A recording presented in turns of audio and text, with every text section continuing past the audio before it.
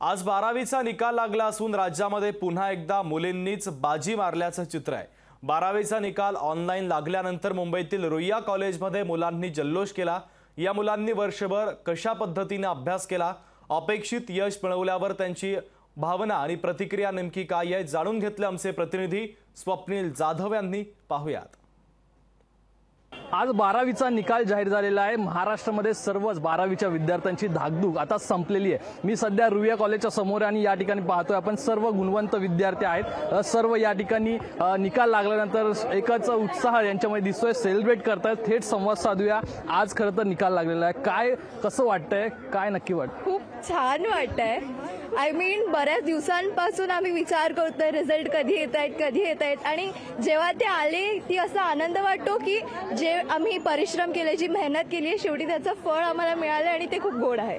नक्की कशाप्रमाणे स्टडी केलं होतं, कशाप्रमाणे अभ्यास केला होता, काय शेड्यूल नक्की होता वर्षभरात? शेड्यूल तर आम्ही अभ्यास कंटिन्यूअस केला। आमचे जे शिक्षक आहेत ते खूप छान आहेत। विषय किती कठीण असला तरी एकदम सिंपल पद्धतीने प्रत्येक विद्यार्थ्याला समजेल असं शिकवत होते। तर त्यांच्या मदतीने आम्ही रोज अभ्यास करत होतो आणि त्यामुळेच हे सगळं शक्य आहे। आम्हाला तर सांगितलेलं 10 मेला लागणारे रिझल्ट, तेव्हापासून धगधग जी सुरू झाली ती थांबलीच नव्हती।